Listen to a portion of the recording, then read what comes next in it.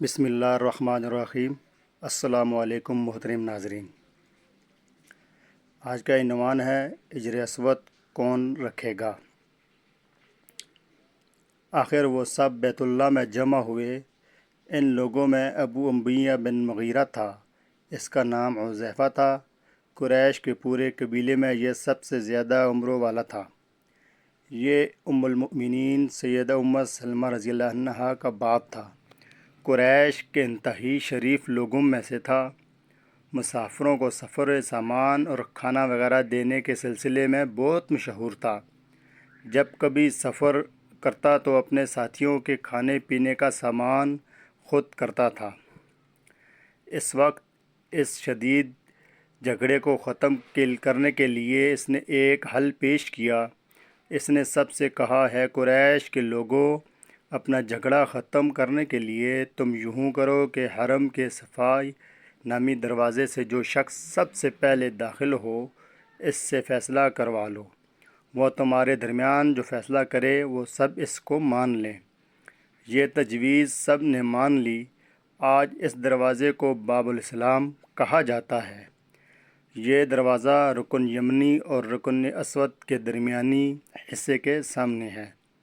اللہ کی قدرت کہ اس دروازے سے سب سے پہلے حضور نبی صلی اللہ علیہ وسلم تشریف لائے۔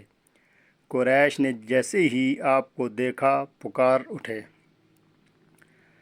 یہ تو امین ہے، یہ تو محمد ہے، ہم ان پر راضی ہیں۔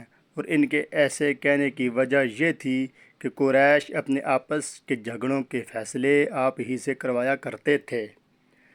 آپ کسی کی بے جا حمایت نہیں کرتے تھے، نہ بلا وجہ کسی کی مخالفت کرتے تھے۔ پھر ان لوگوں نے اپنے جھگڑے کی تفصیل آپ کو سنائی۔ ساری تفصیل سن کر آپ نے فرمایا، ایک چادر لے آؤ۔ وہ لوگ چادر لے آئے۔ آپ نے اس چادر کو بچھایا اور اپنے دست مبارک سے حجر اسود کو اٹھا کر اس چادر پر رکھ دیا۔ اس کے بعد آپ نے ارشاد فرمایا، ہر قبیلے کے لوگ اس چادر کا ایک ایک کنارہ پکڑ لیں، پھر سب مل کر اس کو اٹھائیں۔ انہوں نے ایسا ہی کیا۔ چادر کو اٹھائے ہوئے وہ اس مقام تک آ گئے جہاں حجر اسود کو رکھنا تھا۔ اس کے بعد نبی اکرم نے حجر اسود کو اٹھا کر اس کی جگہ رکھنا چاہا، لیکن آئین اسی وقت ایک نجدی شخص آگے بڑھا اور تیز آواز میں بولا، بڑے تعجب کی بات ہے کہ آپ لوگوں نے ایک کم عمر نوجوان کو اپنا رہنما بنا لیا ہے، اس کی عزت افزائی میں لگ گئے ہو۔ یاد رکھو، یہ شخص سب کو گروہوں میں تقسیم کر دے گا، تم لوگوں کو پارا پارا کر دے گا۔ قریب تھا کہ لوگوں میں اس کی باتوں سے ایک بار پھر جھگڑا ہو جائے، لیکن پھر خود ہی انہوں نے محسوس کر لیا کہ حضور صلی اللہ علیہ وسلم نے جو فیصلہ کیا ہے وہ لڑانے والا نہیں ہے، لڑائی ختم کرنے والا ہے۔ چنانچہ حجر اسود کو نبی کریم صلی اللہ علیہ وسلم نے اپنے مبارک ہاتھوں سے اس کی جگہ پر رکھ دیا۔ مورخوں نے لکھا ہے، یہ نجدی شخص دراصل ابلیس تھا، جو اس موقع پر انسانی شکل میں آیا تھا۔ جب کعبے کی تعمیر مکمل ہو گئی تو قریش نے اپنے بتوں کو پھر سے اس میں سجا دیا۔ کعبے کی یہ تعمیر جو قریش نے کی چوتھی تعمیر تھی۔ سب سے پہلے کعبے کو فرشتوں نے بنایا تھا۔ بعض صحابہ نے فرمایا ہے کہ زمین و آسمان کو پیدا کرنے سے پہلے اللہ تعالیٰ کا عرش پانی کے اوپر تھا۔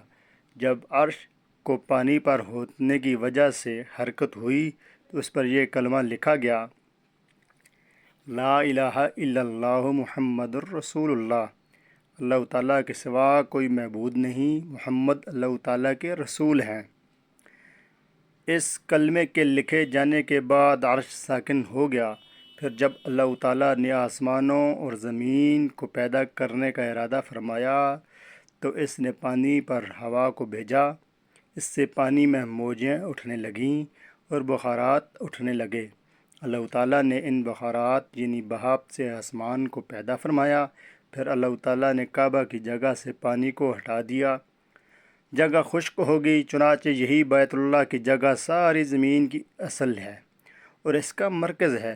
یہی خشکی بڑھتے بڑھتے 7 براعظم بن گئی۔ جب زمین زہر ہو گئی تو اس پر پہاڑ قائم کیے گئے۔ زمین پر سب سے پہلا پہاڑ ابو قبیس ہے۔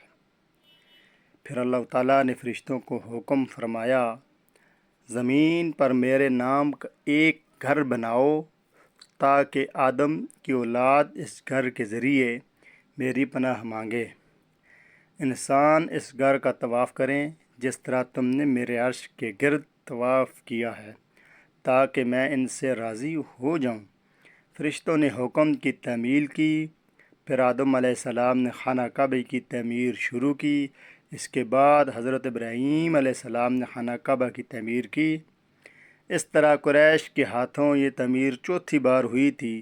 حضور اکرم صلی اللہ علیہ وسلم کی عمر مبارک 40 سال کے قریب ہوئی تو وہی کے آثار شروع ہو گئے۔ اس سلسلے میں سب سے پہلے آپ کو سچے خواب دکھائی دینے لگے۔ آپ جو خواب دیکھتے وہ حقیقت بن کر سامنے آ جاتا۔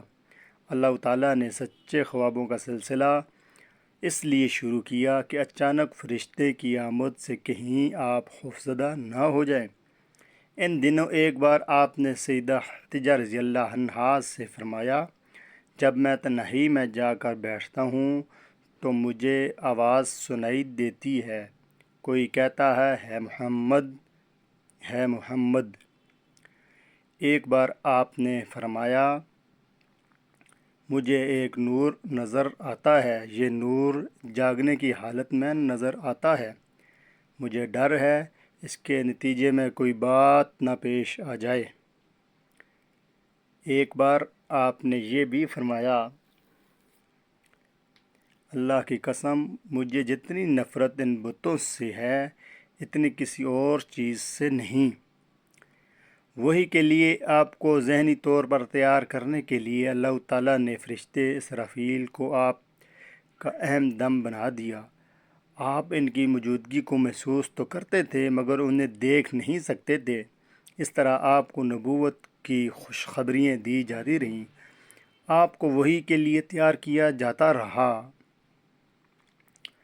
اللہ تعالیٰ نے آپ کے دل میں تنہائی کا شوق پیدا فرما دیا تھا، چنانچہ آپ کو تنہائی عزیز ہو گئی۔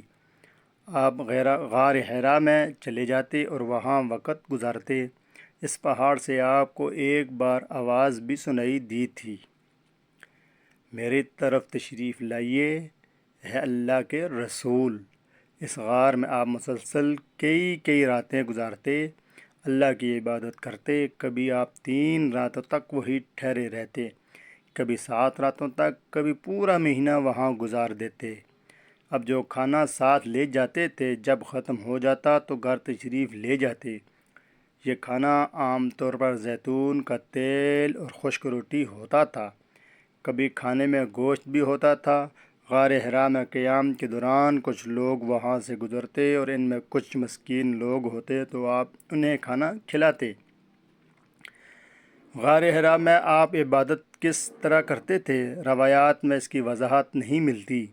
علماء کرام نے اپنا خیال ضرور ظاہر کیا ہے۔ ان میں سے ایک خیال یہ ہے کہ آپ کائنات کی حقیقت پر غور و فکر کرتے تھے، اور یہ غور و فکر لوگوں سے الگ رہ کر ہی ہو سکتا تھا۔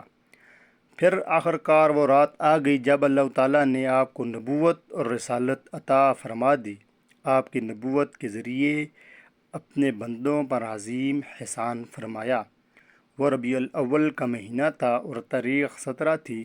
بعض علماء نے یہ لکھا ہے کہ وہ رمضان کا مہینہ تھا، کیونکہ قرآن رمضان میں نازل ہونا شروع ہوا تھا۔ 8ویں اور تیسری تاریخ بھی روایات میں آتی ہے اور یہ پہلا موقع تھا جب جبرائیل علیہ السلام وحی لے کر آپ کی خدمت میں حاضر ہوئے۔ اس سے پہلے وہ آپ کے پاس نہیں آئے تھے۔ جس طرح جبرائیل علیہ السلام وحی لے کر آئے وہ پیر کی صبح تھی اور پیر کی صبح ہی آپ اس دنیا میں تشریف لائے تھے۔ آپ فرمایا کرتے تھے، پیر کے دن کا روزہ رکھو کیونکہ میں پیر کے دن پیدا ہوا، پیر کے دن ہی مجھے نبوت ملی۔ بہرحال اس بارے میں روایات مختلف ہیں۔ یہ بات طے ہے کہ اس وقت آپ کی عمر مبارک کا 40واں سال تھا۔ آپ اس وقت نیند میں تھے کہ جبرائیل علیہ السلام تشریف لے آئے۔ ان کے ہاتھ میں ایک ریشمی کپڑا تھا اور اس کپڑے میں ایک کتاب تھی۔